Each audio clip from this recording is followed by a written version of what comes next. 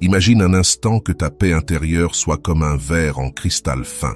Tu le tiens entre tes mains avec délicatesse, mais il suffit que quelqu'un arrive avec son bruit, ses exigences ou ses drames pour que ce cristal se fissure. Et parfois, sans t'en rendre compte, tu tends ce verre fragile à n'importe qui, en espérant qu'il en prenne soin, même si cette personne finit par le laisser tomber. Perdre la paix n'arrive pas d'un coup. C'est un processus lent, un commentaire blessant que tu rumines en silence, un appel que tu acceptes alors que tu n'en avais pas envie, une obligation que tu assumes par peur de dire non. Et voilà que, sans le remarquer, ta tranquillité devient l'otage des décisions des autres. Alors, réfléchis un instant. Combien de temps encore vas-tu laisser les autres avoir entre leurs mains la clé de ta sérénité? Aujourd'hui, je vais te montrer comment protéger ta paix, comment redevenir le maître de ce verre de cristal pour qu'aucune main étrangère ne l'abîme. Et ce ne sont pas des théories, mais des pas concrets, pratiques, que tu peux appliquer dès maintenant. Avant de continuer, écris dans les commentaires une phrase qui sera ton engagement avec toi-même. Ma paix ne se négocie pas. Fais-le dès maintenant, car cette déclaration marquera le début d'un changement profond. Et demande-toi, es-tu prêt à apprendre comment ne plus jamais laisser quelqu'un voler ta tranquillité? Si oui, reste avec moi, car ce qui suit peut transformer la manière dont tu vis tes relations et ton quotidien. Premier pas, reconnaître les intrusions dans ton espace émotionnel. Le vol de tranquillité ne commence pas par un cri. Il commence par de petites gouttes constantes, presque invisibles. Imagine, tu es assis dans ton salon en train de savourer ton café. Tout est calme. Soudain, quelqu'un ouvre la porte sans frapper, s'assoit et parle, jusqu'à ce que ton café soit froid et ta paix évaporée. C'est exactement ce qui se passe sur le plan émotionnel. Ton corps, lui, sait reconnaître ces intrusions. Un nœud dans l'estomac avant de voir une certaine personne. Un poids dans les épaules après un simple message. Une fatigue inexpliquée après une conversation. Ton corps crie ce que ton esprit refuse d'admettre. Quelqu'un draine ton énergie. Le problème, c'est que nous justifions trop souvent ces signaux. C'est normal, c'est la famille, je dois supporter. Mais non, justifier, c'est livrer ta paix sur un plateau d'argent. Alors souviens-toi, si tu ne vois pas le problème, tu ne le changeras jamais. Pose-toi cette question simple après chaque interaction. Comment est-ce que je me sens? Si tu te sens léger, la relation t'apporte. Si tu te sens vidé, la relation te coûte. Et peu importe qui est cette personne, conjoint, enfant, ami, collègue, frère ou sœur. Si ça t'épuise, tu dois le reconnaître. Avant de continuer, si tu n'es pas encore abonné à ma chaîne YouTube, je t'invite à le faire dès maintenant. En t'abonnant, tu seras informé de toutes mes nouvelles vidéos, ce qui te permettra de ne rien manquer de contenu précieux. Deuxième pas, apprendre à dire non. Ta paix se brise souvent parce que tu ne sais pas mettre de limites. Et un non timide ne suffit pas. Il faut un non clair, ferme, serein, sans justification. Beaucoup croient que dire non détruit les relations. Mais c'est tout l'inverse. C'est ce qui leur donne de l'équilibre. Sinon, tu deviens un terrain sans clôture où chacun dépose ses problèmes. Et si tu ne mets pas de règles, les autres les inventent pour toi. Souviens-toi de cette règle d'or. Si ta paix est en jeu, la réponse sera toujours non. Même si ça blesse, même si on ne te comprend pas, même si on te juge. Parce que le prix à payer pour plaire à tout le monde, c'est de vivre en guerre contre toi-même. Troisième pas, ne pas absorber le drame des autres. Il y a des personnes qui vivent dans la tempête. Et si tu n'es pas vigilant, tu finis trempé par une pluie qui n'était même pas la tienne. Certaines personnes marchent avec un parapluie troué et au lieu de le réparer, elles se réfugient sous le tien. Mais à force de les couvrir, tu finis toi aussi frigorifié et épuisé. Écouter ne veut pas dire absorber. Tu peux être présent, mais tu n'as pas l'obligation de porter ce qui ne t'appartient pas.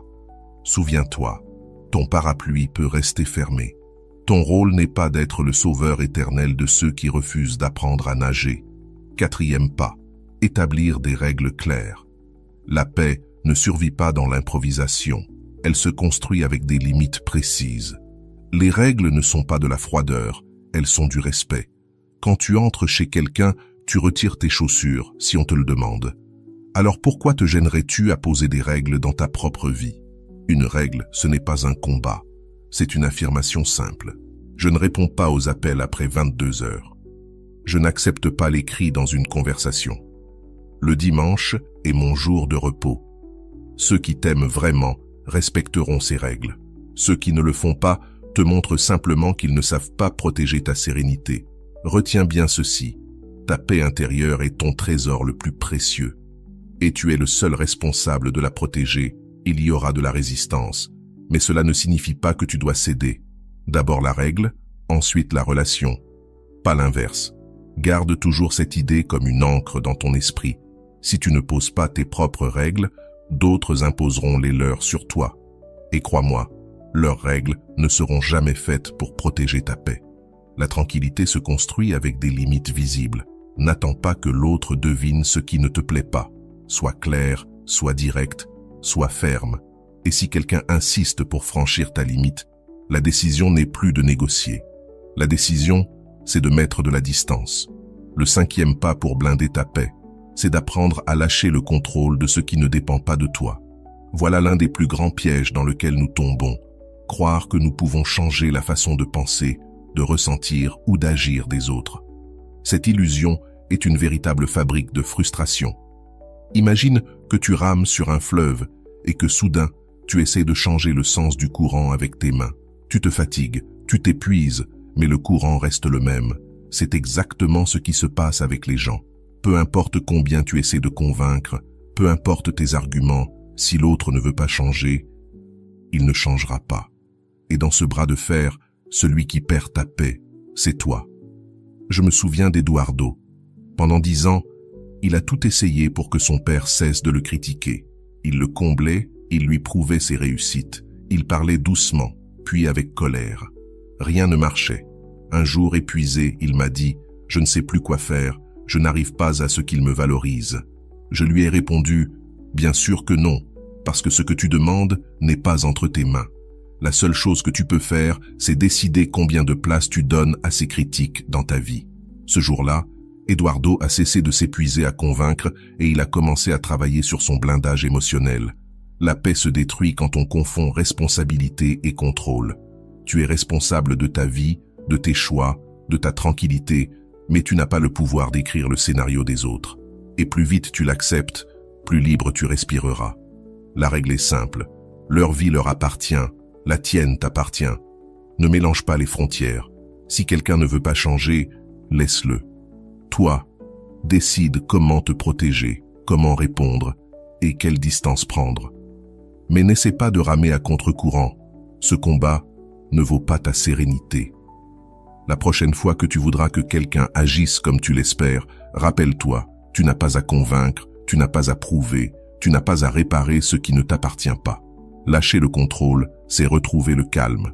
Le 6e pas pour protéger ta paix, c'est d'apprendre à garder le silence quand parler n'en vaut pas la peine. Oui, le silence peut être un bouclier bien plus puissant que 1000 mots jetés en l'air. Combien de fois as-tu discuté avec quelqu'un qui ne voulait tout simplement pas écouter? Tu expliques, tu insistes, tu t'épuises, et à la fin tu es encore plus agité qu'au début. C'est comme crier au vent. Cela ne change rien, mais cela t'épuise. Manuel, par exemple, avait un collègue qui cherchait toujours la dispute, sarcasme, interruption, humiliation en public.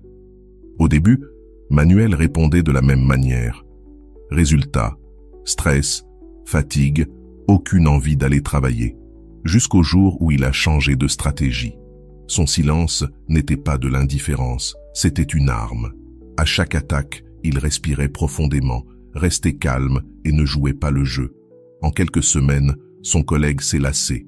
Sans réaction, il n'y avait plus de combat.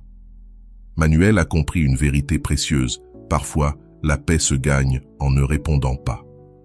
Le silence ne signifie pas faiblesse, il signifie maîtrise de soi. Je ne discute pas parce que ma règle est simple, ma sérénité est au-dessus de ta provocation.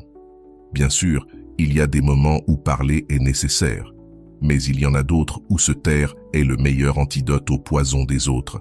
Et attention, se taire ne veut pas dire accumuler. Cela veut dire choisir de ne pas s'accrocher à une guerre absurde. La prochaine fois que quelqu'un tentera de t'entraîner dans un conflit sans issue, demande-toi, est-ce que cela m'apporte quelque chose ou est-ce que cela m'épuise? Si la réponse est l'épuisement, alors choisis le silence. Rien ne désarme davantage un provocateur qu'un calme inébranlable. Avant de continuer, laisse-moi te poser une question. Avec qui perds-tu tes mots alors que tu sais déjà que cela ne mène nulle part? Écris-le dans les commentaires. Prendre conscience de cela peut être le début d'un vrai changement. Le 7e pas pour protéger ta paix, c'est apprendre à se retirer à temps. Oui, se retirer est aussi une victoire. Rester jusqu'au bout dans une situation qui te détruit, ce n'est pas du courage, c'est de l'autodestruction. Imagine-toi dans une pièce remplie de fumée. Au début, tu crois que tu peux tenir, tu respires difficilement, tes yeux brûlent, et pourtant tu restes. Mais chaque seconde t'abîme davantage. La sortie est à quelques pas, mais tu refuses de l'emprunter. Voilà ce que nous faisons quand nous restons dans des environnements, des conversations ou des relations qui nous volent notre paix. Martha, par exemple, allait chaque dimanche aux réunions de famille, même si elle savait qu'elles se terminaient toujours en disputes et en reproches.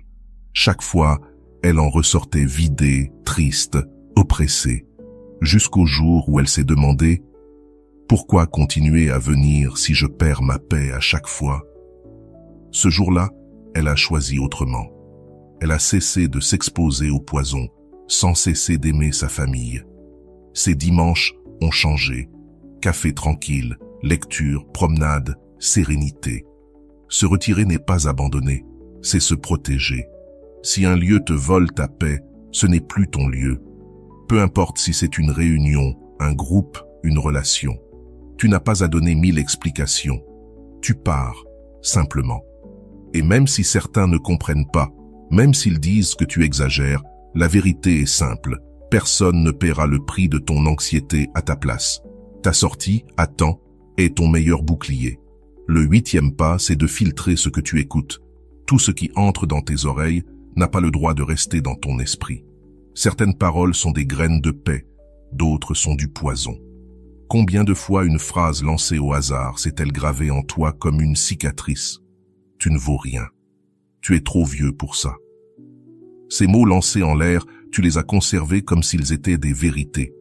Voilà comment on perd sa paix, en laissant les voix des autres devenir notre propre voix intérieure.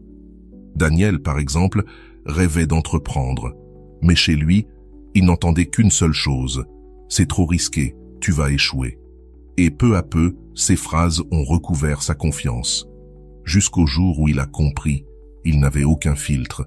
Il laissait tout entrer, même la poubelle émotionnelle. La clé, c'est de devenir sélectif. Garde les paroles qui te construisent, rejette celles qui te détruisent. Si une phrase t'élève, enregistre-la. Si elle t'écrase, laisse-la passer comme le bruit d'une voiture dans la rue. Un exercice concret. Chaque fois que quelqu'un te dit quelque chose de négatif, respire et demande-toi, est-ce que cela me construit ou est-ce que cela me détruit? Si cela te détruit, dis-toi intérieurement, cela ne m'appartient pas. Ce simple mot agit comme un verrou, empêchant le poison verbal de s'installer. Souviens-toi, tu ne contrôles pas ce que tu entends, mais tu décides de ce que tu gardes. Et toi, quelle phrase négative gardes-tu encore en mémoire et que tu dois lâcher? Écris-la en commentaire. Libéré par les mots, c'est déjà alléger ton esprit. Le 9e pas pour protéger ta paix, c'est de ne pas tout prendre personnellement. Parce que souvent, ce qui blesse n'est pas ce qu'on te dit, mais la façon dont tu l'interprètes. Et si tu n'apprends pas à gérer cette interprétation, elle devient une prison invisible. Pense à une pierre jetée dans l'eau. Elle fait des vagues, mais ensuite le fleuve redevient calme. La même pierre lancée sur du verre, elle l'éclate en 1000 morceaux. La différence n'est pas la pierre, mais là où elle tombe. Il en va de même pour les paroles et les attitudes des autres. Si tu es en paix intérieurement, ce qu'ils disent ou font sera comme une pierre dans l'eau. Si tu vis en prenant tout comme une attaque, chaque geste deviendra une pierre qui te brise en morceaux. Je pense à Teresa, une femme qui souffrait chaque fois qu'on ne répondait pas rapidement à ses messages. Aussitôt, elle pensait « Sûrement ils sont fâchés contre moi. J'ai dû faire quelque chose de mal. Ils ne m'aiment plus. » Ce dialogue intérieur la plongeait dans l'anxiété. Un jour, je lui ai demandé « Et si tout simplement cette personne était occupée ?»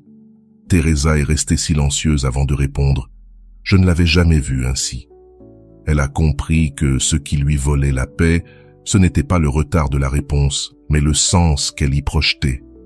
Voilà la clé. Ce que les autres font, parle d'eux, pas de toi. Le collègue qui est sec est probablement frustré. L'ami qui ne répond pas est peut-être dépassé. La personne qui critique reflète souvent sa propre insatisfaction. Tout n'est pas contre toi. Lorsque tu comprends cela, tout change en toi. Chaque geste négatif cesse d'être une blessure et devient seulement le reflet de la vie de l'autre. Et tu gagnes la liberté de ne pas porter un poids qui n'a jamais été le tien. Répète-le comme un ancrage. Tout n'est pas personnel. Tout n'est pas contre moi. Tout ne mérite pas ma blessure. Le 10e pas pour protéger ta paix est d'apprendre à gérer tes pensées avant qu'elles ne te gèrent. Souvent, ce n'est pas ce que les autres font qui te vole la tranquillité, mais ce que ta propre tête fabrique ensuite. Quelqu'un fait un commentaire neutre et ton esprit tourne, exagère, invente des scénarios. Et soudain, tu ne dors plus. Ce n'était pas la phrase mais le film que tu as construit après. Je me souviens d'Alicia.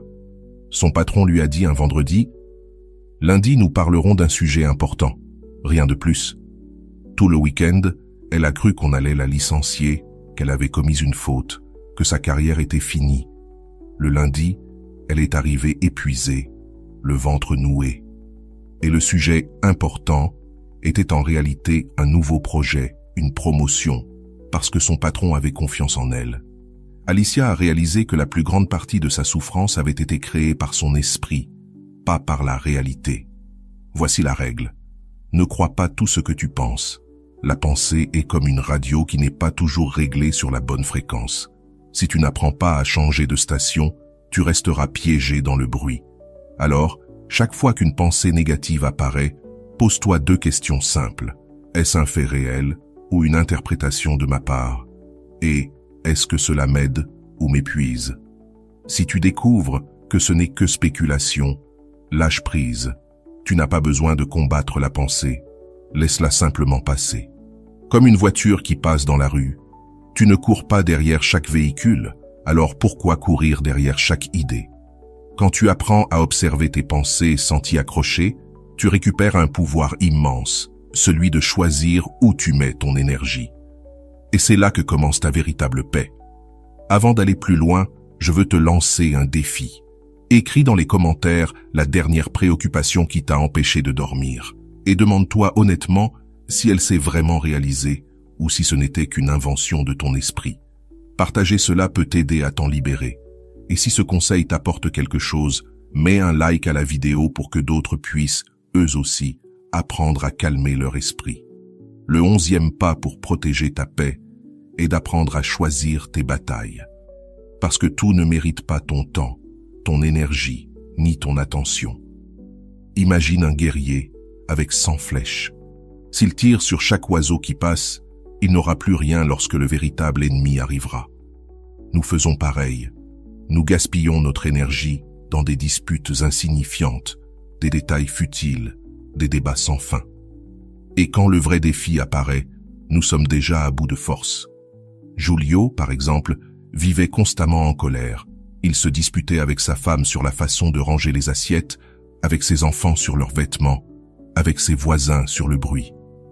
Un jour, son fils lui dit tristement « Papa, on dirait que tu es toujours en train de te battre avec tout le monde. » Cette phrase a été un électrochoc. Il a compris qu'il perdait sa paix dans des batailles inutiles, alors que l'essentiel, sa famille, sa santé, son bonheur, était négligé. Voici la règle. Demande-toi toujours si ce que tu défends vaut ta paix. Si ce n'est pas le cas, laisse tomber. Si oui, agis avec clarté, pas avec colère. Choisir tes batailles, c'est comprendre que tu n'as pas besoin de corriger chaque erreur, de répondre à chaque provocation ou de tout expliquer à tout le monde. Parfois, la vraie force est dans le sourire et le lâcher-prise. Souviens-toi, ta paix est un trésor limité. Ne la gaspille pas en petites pièces. Préserve-la pour ce qui construit vraiment ta vie. Le 12e pas est de t'entourer de personnes qui t'élèvent et de t'éloigner de celles qui t'épuisent. La qualité de ta paix dépend de la qualité de tes relations. Ta vie est comme un jardin. Certains sont des fleurs qui embellissent, d'autres des mauvaises herbes qui détruisent. Laisse pousser les mauvaises herbes, et bientôt les fleurs s'éteindront. Béatrice en a fait l'expérience. Elle s'entourait de gens qui se plaignaient, critiquaient, la prenaient comme déversoir émotionnel. Peu à peu, elle a perdu sa joie naturelle, mais avec une cousine positive et sage, elle se sentait inspirée, pleine d'idées et de force. Elle a compris, certains ajoutent à ta vie, d'autres te vident. La règle est simple. Celui qui t'aime bien t'apporte la paix. Celui qui t'aime mal t'apporte la tempête. Fais une liste mentale. 3 personnes avec qui tu te sens en paix après les avoir vues. 3 autres avec qui tu ressors toujours tendu. Qui veux-tu garder près de toi? La réponse est claire, mais elle demande du courage. Garde les constructifs, écarte peu à peu les destructeurs. Ce n'est pas une question de haine, parfois juste de mettre de la distance. Tu décides qui s'assoit au premier rang de ta vie. Ta paix n'est pas un luxe, c'est une priorité. Ceux qui ne la respectent pas devront, tôt ou tard, sortir de ton jardin. Et maintenant, je te pose une question miroir. Qui dans ta vie te prend plus d'énergie qu'il ne t'en donne? Écris-le en commentaire. Et si ce passage t'a fait réfléchir, partage la vidéo pour que d'autres apprennent aussi à s'entourer des bonnes personnes. Le 13e pas pour protéger ta paix est de créer des rituels quotidiens de calme. La paix n'est pas seulement ce que tu défends face aux autres, c'est aussi ce que tu cultives quand tu es seul avec toi-même. Imagine ton esprit comme un lac. Si chaque jour tu y jettes des pierres, inquiétudes, plaintes, tâches en retard, l'eau restera agitée.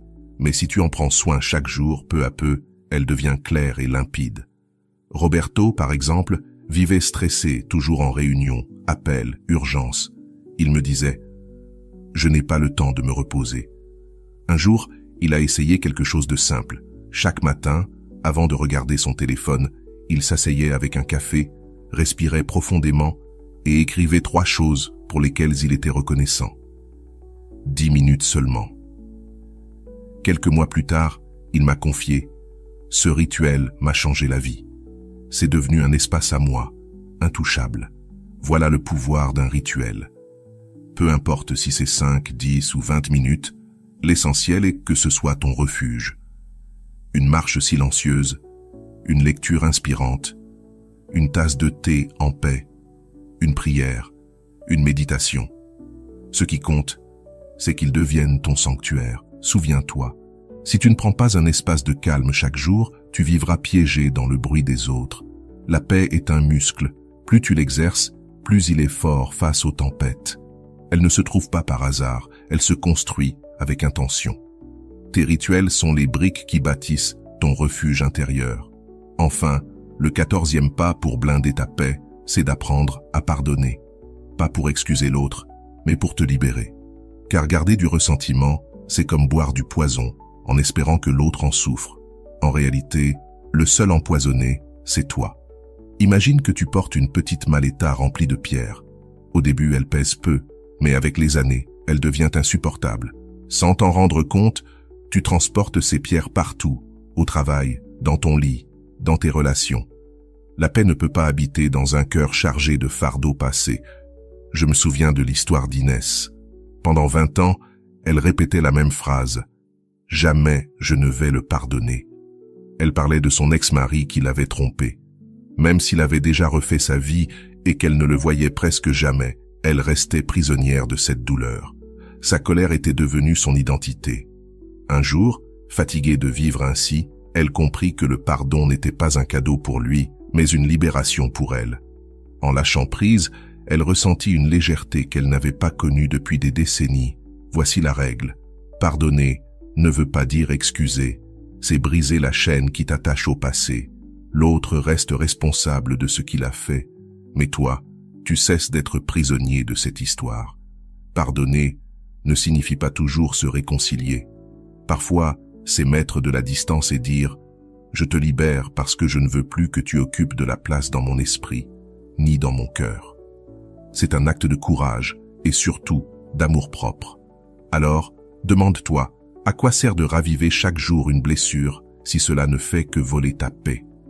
La douleur a déjà eu lieu, mais en la ressassant encore et encore, tu deviens ton propre bourreau. La paix arrive quand tu comprends qu'il ne s'agit pas d'oublier, mais de ne plus porter ce poids. Le pardon est l'acte le plus puissant d'hygiène émotionnelle.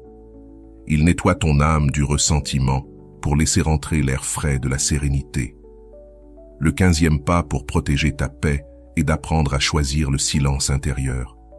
Je ne parle pas de se taire face aux autres, mais d'arrêter ce bruit constant que ta propre tête génère. Car souvent, ce n'est pas le monde extérieur qui te vole la paix, mais toi-même, avec ce dialogue interne incessant, cette voix qui critique, qui accuse, qui rappelle tes erreurs, ou qui t'annonce des malheurs qui n'existent pas encore. Peux-tu rester tranquille dans une pièce où quelqu'un parle sans s'arrêter, t'accuse et te harcèle? Évidemment non. Pourtant, c'est exactement ce qui se passe quand ta voix intérieure devient ton ennemi. La bonne nouvelle, c'est que tu peux l'éduquer. J'ai connu Mariana, une femme brillante mais prisonnière de pensées destructrices. Je rate toujours. Je ne suis pas assez. Je suis trop vieille pour ça. Cette répétition constante lui volait son sourire. Un jour, elle décida quelque chose de radical. Chaque fois qu'une pensée toxique apparaissait, elle la stoppait avec une phrase courte. « Ne me parle pas ainsi ». C'était sa manière de mettre un frein à son propre bourreau intérieur.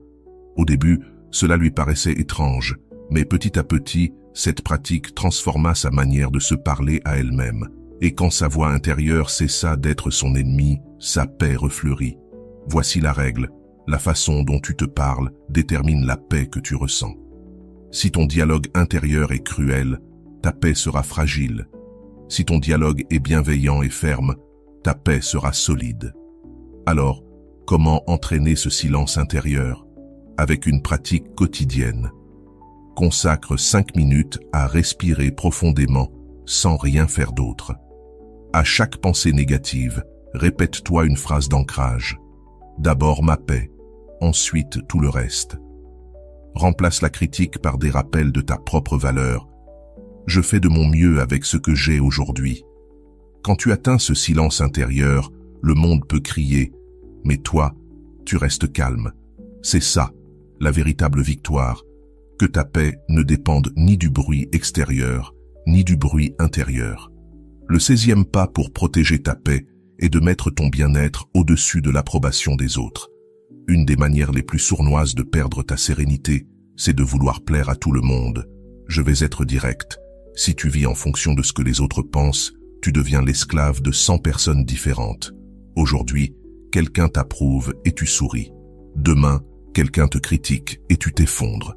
Ta paix devient une montagne russe dépendante de l'humeur des autres. Rosa en est un exemple.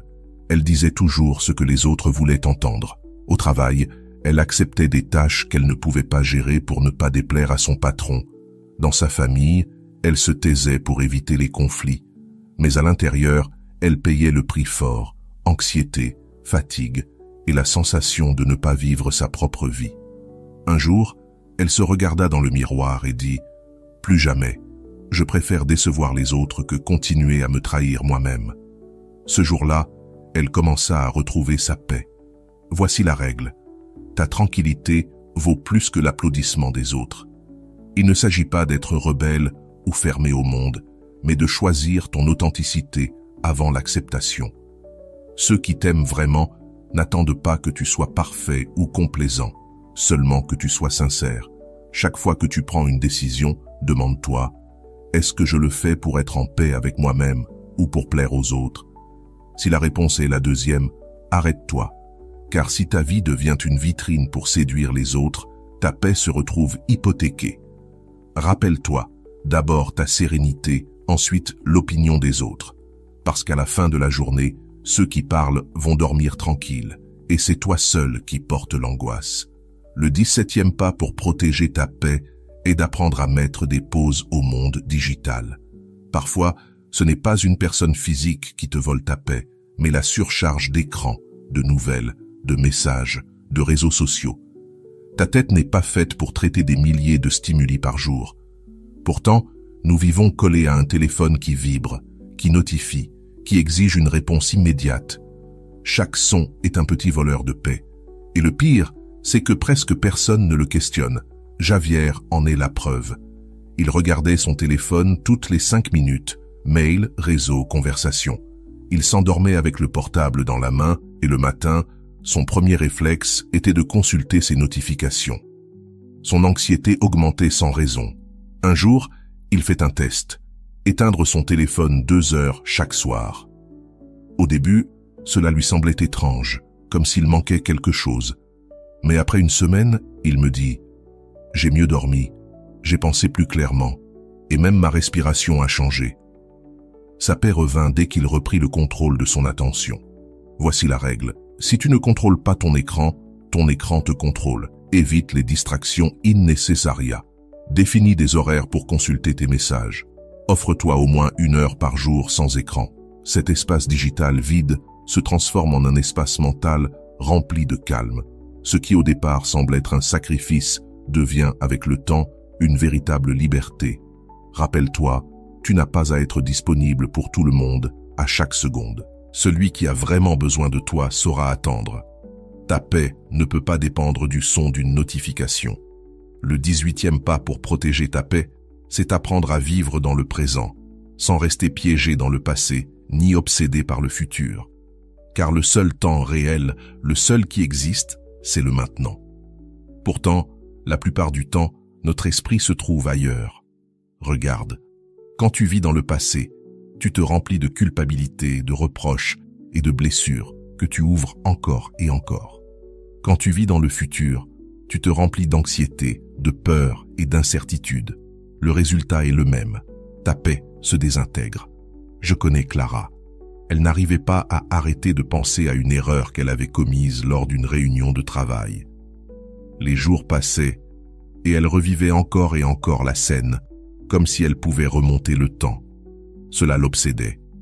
En même temps, elle avait peur du futur. Que diront-ils de moi lors du prochain projet? Et si on me renvoie? Elle vivait dans 2 temps inexistants, celui qui était déjà passé et celui qui n'était pas encore arrivé. Le présent lui glissait entre les doigts. Un jour, elle décida de faire autrement. Chaque fois que son esprit s'évadait, elle revenait à elle-même grâce à une respiration profonde et une phrase simple. Ici, je suis, maintenant. Petit à petit, elle retrouva la sérénité. Voici la règle. La paix ne vit pas dans les souvenirs ni dans les attentes. La paix vit dans ce que tu choisis aujourd'hui. Comment entraîner cette présence? Chaque jour, accorde-toi 5 minutes pour observer attentivement un objet, une plante, ta respiration. Fais une seule chose à la fois. Si tu manges, mange seulement.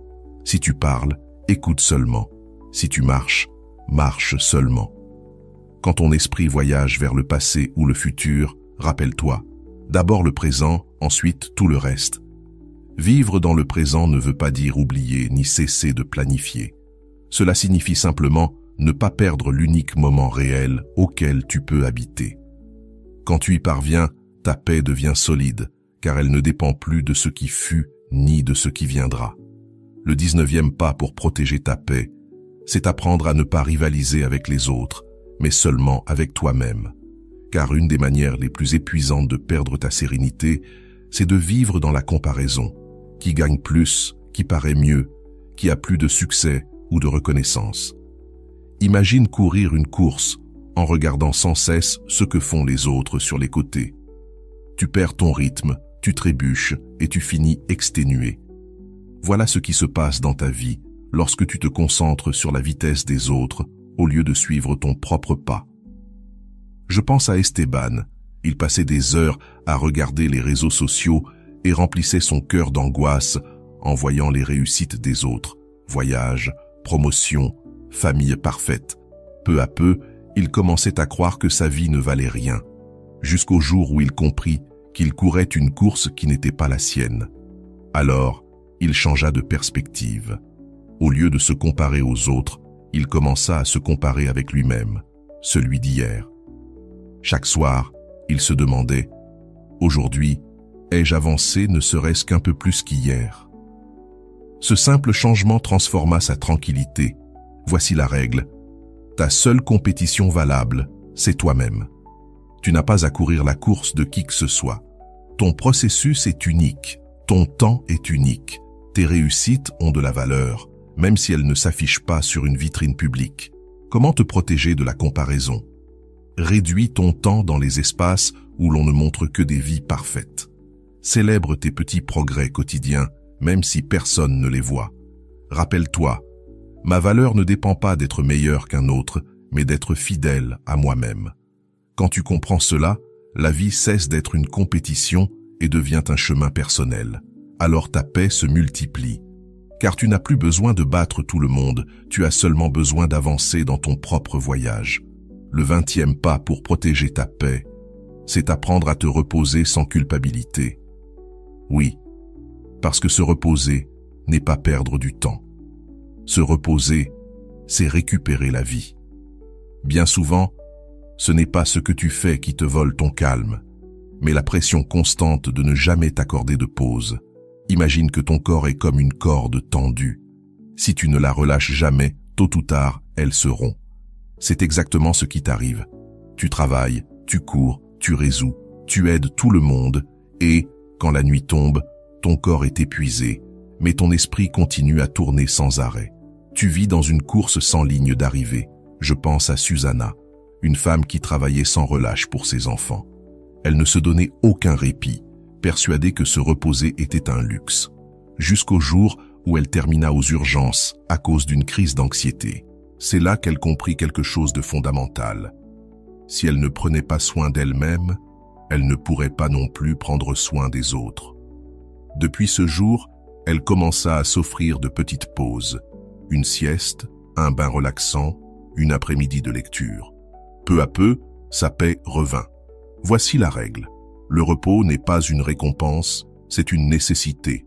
Tu n'as pas à le gagner par des efforts extrêmes. C'est ton droit naturel en tant qu'être humain. Comment l'appliquer? Programme dans ton agenda un moment de repos aussi important qu'une réunion. Pratique des activités qui te nourrissent. Marcher, écouter de la musique, profiter de la nature. Chaque soir, rappelle-toi. Aujourd'hui, j'ai fait ce que j'ai pu et c'est suffisant. Te reposer sans culpabilité, c'est une déclaration d'amour envers toi-même. C'est dire à ton corps et à ton esprit, je mérite de m'arrêter car la vie se vit aussi dans les pauses. Et quand tu atteins cet équilibre, ta paix ne dépend plus de ce que tu produis, mais de la manière dont tu choisis de vivre. Nous avons parcouru 20 pas pour protéger ta paix. Et maintenant, je veux que tu graves tout cela dans ton cœur à travers une image. Imagine que ta tranquillité est une forteresse au sommet d'une montagne. Pendant des années, tu as laissé les portes ouvertes et n'importe qui pouvait entrer avec son bruit, ses drames et ses exigences. Mais aujourd'hui, ce temps est révolu. Aujourd'hui, tu décides de fermer ces portes et de garder la clé. Désormais, quiconque voudra entrer devra respecter tes règles, car ta paix n'est plus négociable. Souviens-toi toujours de ces phrases ancres. D'abord ma paix, ensuite tout le reste. Je ne discute pas, car ma paix est ma priorité. Si quelque chose ou quelqu'un ne respecte pas mes limites, alors la décision est claire. Je m'éloigne. Et maintenant, je veux que tu écrives dans les commentaires ton engagement final avec cette réflexion. Une seule phrase. Aujourd'hui, je choisis d'être le maître de ma paix. Écris-le, répète-le et fais-en ton drapeau, car la vie est trop courte pour vivre en guerre. Tu mérites la tranquillité, tu mérites la sérénité, tu mérites de dormir en paix. Et le plus beau dans tout cela, c'est que la clé est déjà dans tes mains. Si ce message a touché quelque chose en toi, mets un « j'aime », partage cette vidéo et abonne-toi. Pas pour moi, mais parce que tu ne sais jamais à qui ces mots peuvent sauver la journée. Ta paix n'est pas un luxe, c'est ton droit.